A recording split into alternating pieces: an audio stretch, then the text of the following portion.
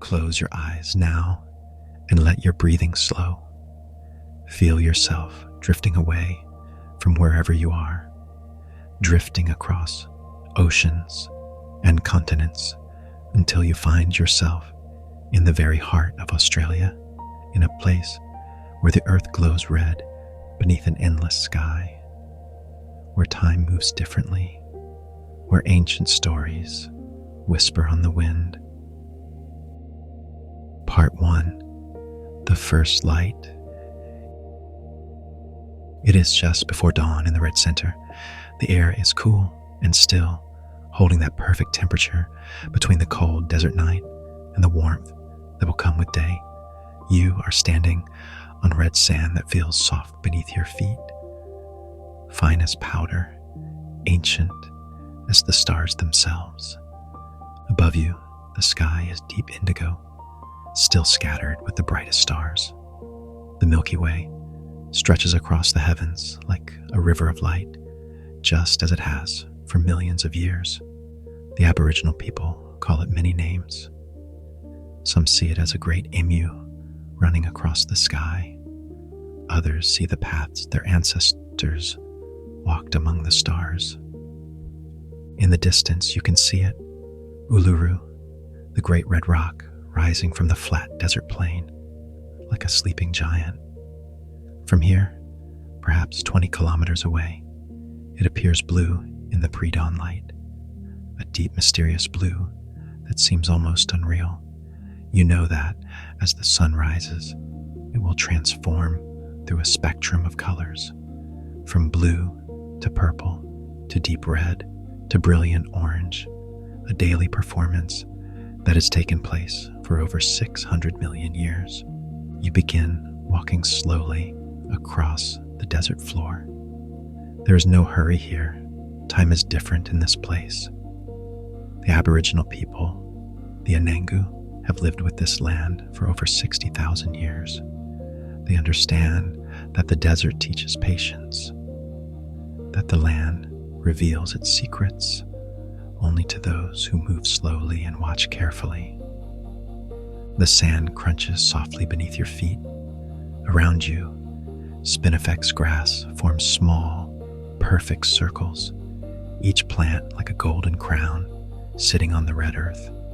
In the growing light, you can see the delicate tracks of desert creatures who moved through here during the night, the tiny prints of a bilby, the side-winding trail of a snake, the hopping marks of a kangaroo. Part 2. The Rock Awakens. As you walk, the sky begins to change.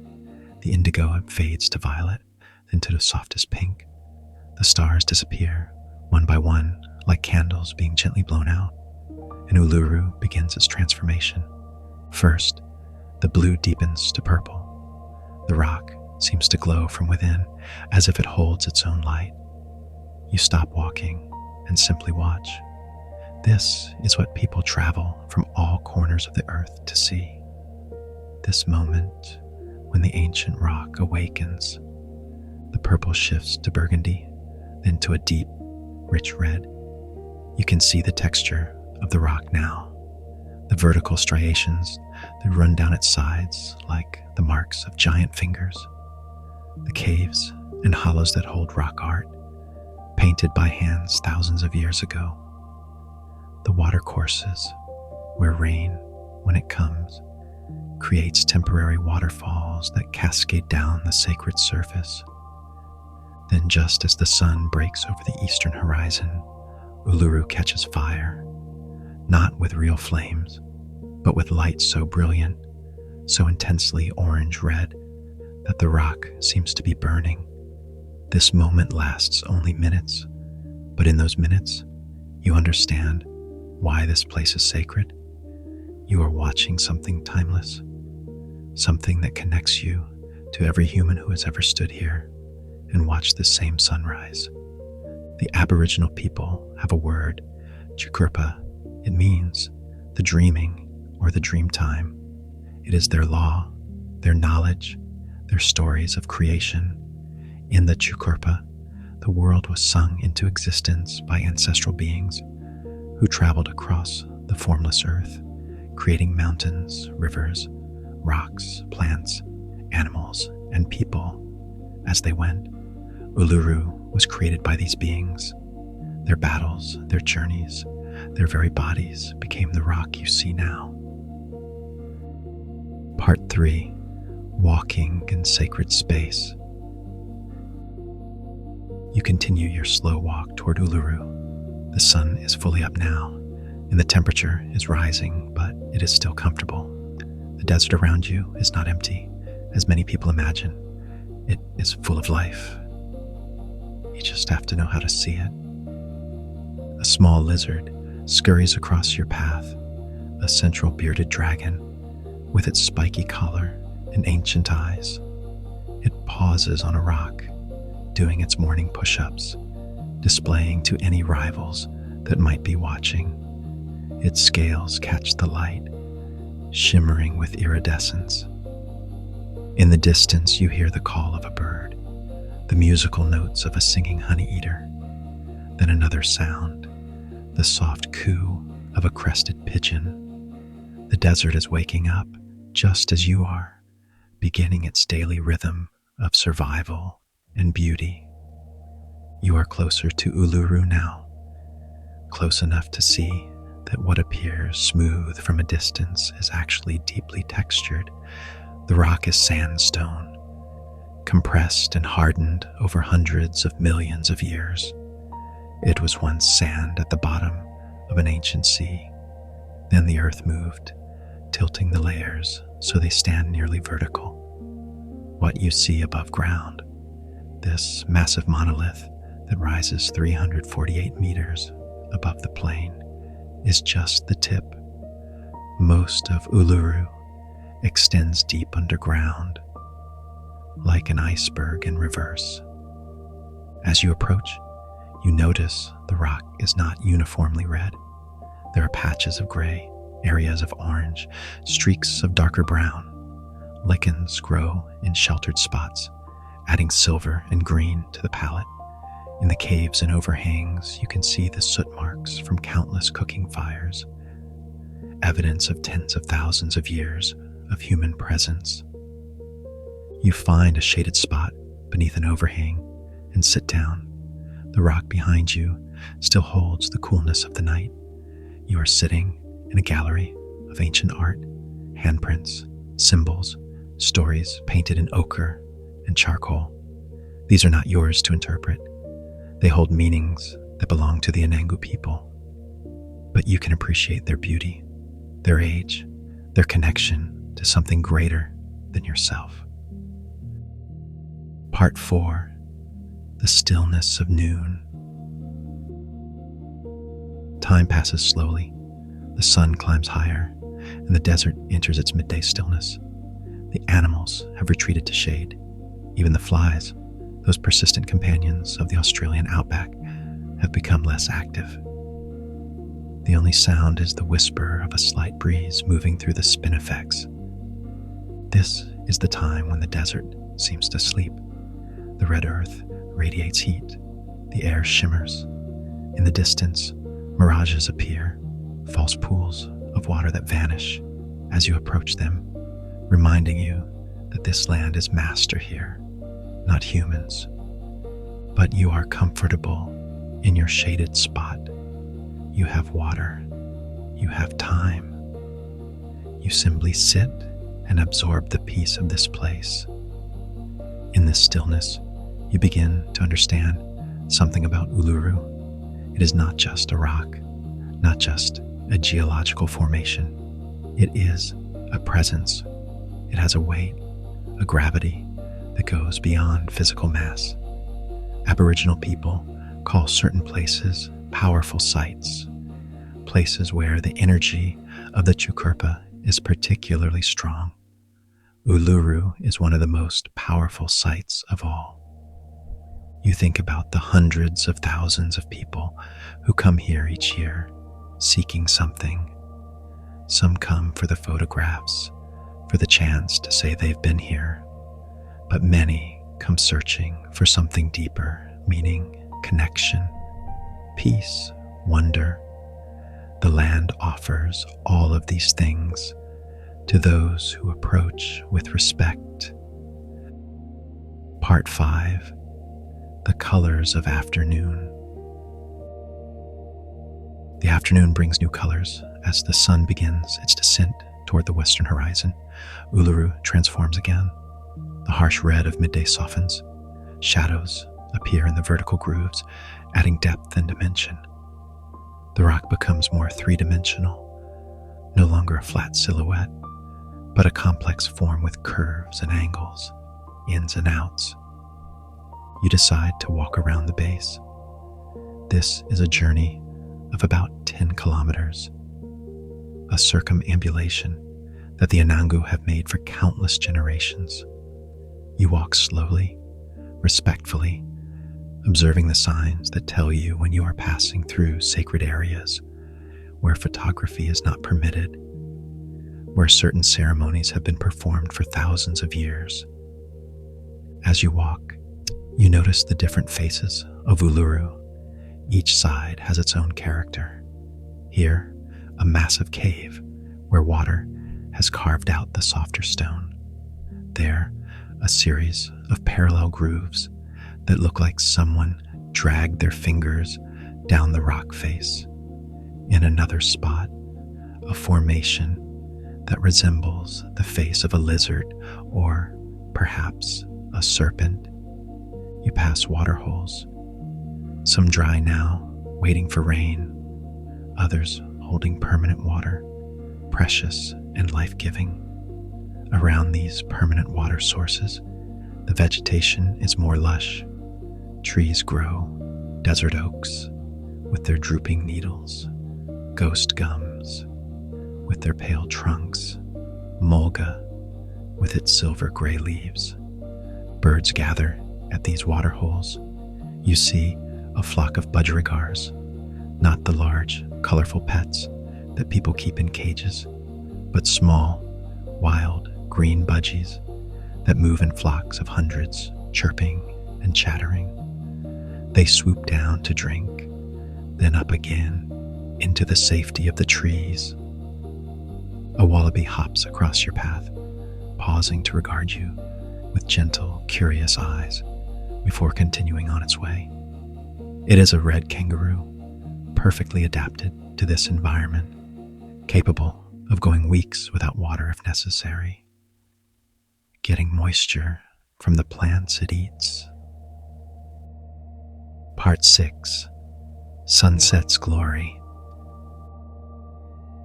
You complete your circuit and find a viewing spot to the west of Uluru, looking back at the rock with the setting sun behind you.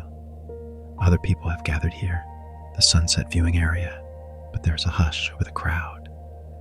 Everyone knows they are about to witness something special. The sun is lower now, and Uluru begins its most spectacular transformation. While the sunrise show is beautiful, the sunset is when the rock truly performs.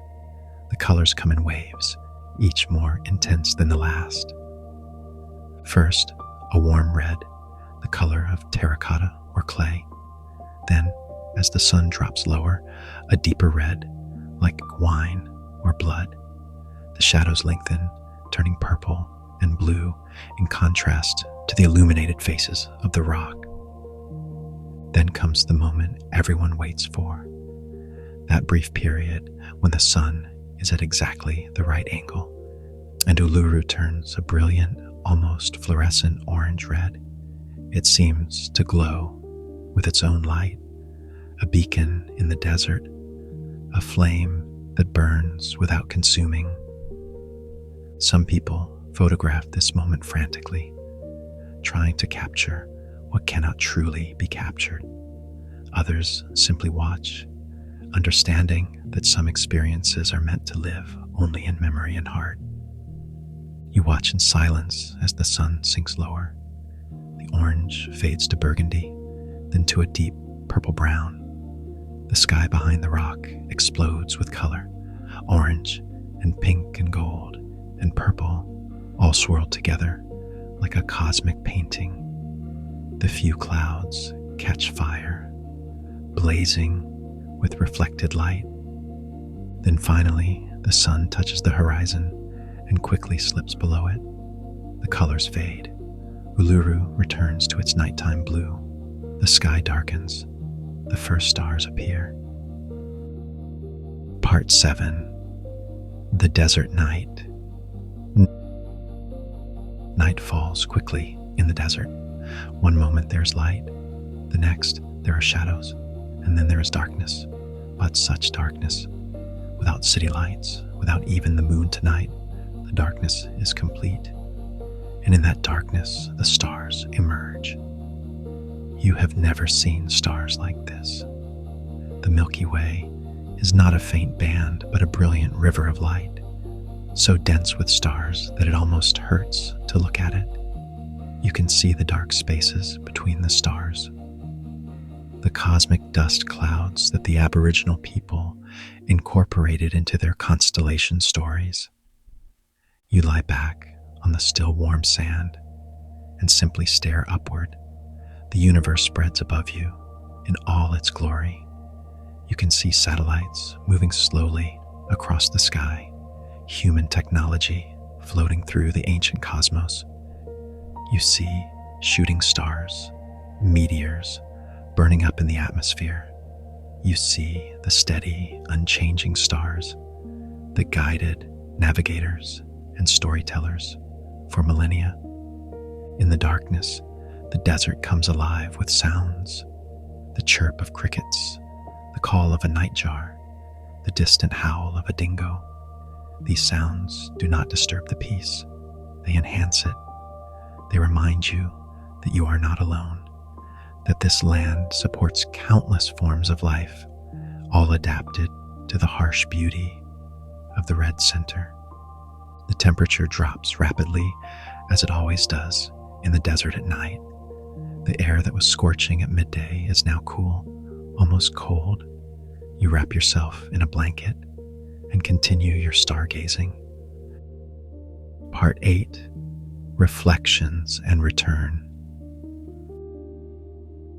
As you lie there under the stars, with the dark mass of Uluru visible against the starlit sky, you reflect on what this place means. For the Anangu people, this is home, cathedral, university, and supermarket all in one. Every rock, every tree, every waterhole has a story. The land is not just lived on, it is read like a book. The stories of the Chukurpa are written in the landscape itself. For visitors, Uluru offers different gifts. Some find spiritual connection, some find perspective, realizing how small they are in the face of such age and grandeur. Some find peace, some find inspiration. The rock gives each person what they need if they come with an open heart.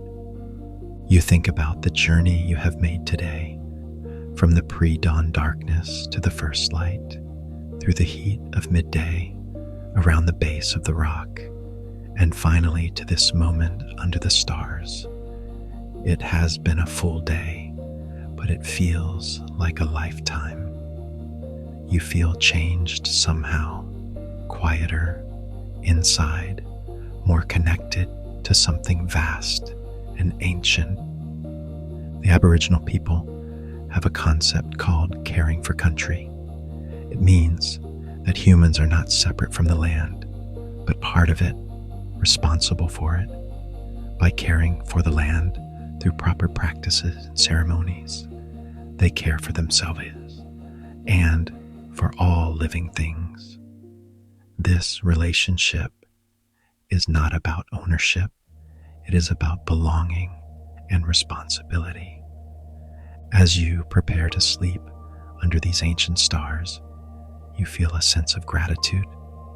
Gratitude for this land that has shared its beauty with you. Gratitude for the Anangu people who have been custodians of this place for 60,000 years. Gratitude for this moment of peace and connection. Closing. The dreaming continues. Your eyes grow heavy now. The stars blur and swirl above you. The sounds of the desert night become a lullaby. You are safe here, in this ancient place, under this ancient sky. As you drift towards sleep, you understand that you are not just visiting Uluru, you are participating in its story. Every person who comes here with respect and wonder adds their own thread to the endless tapestry of this place. The dreaming is not something that happened long ago and ended. It is ongoing, continuous, eternal. The rock will still be here tomorrow, and for millions of tomorrows after that. It will watch the sun rise and set. It will feel the rare rains and the scorching heat. It will shelter the birds and lizards and dingoes. It will hold the stories of the Anangu and the memories of countless visitors. And you will carry a piece of it with you, a memory of red earth and endless sky, of ancient stone and brilliant stars, of peace found in the heart of the desert. Sleep now and let the red center cradle your dreams. Let the wisdom of this ancient land seep into your bones. Let the peace of Uluru calm your mind and heart. The desert is quiet, the stars are bright, and all is well. All is well. Good night from the red heart of Australia.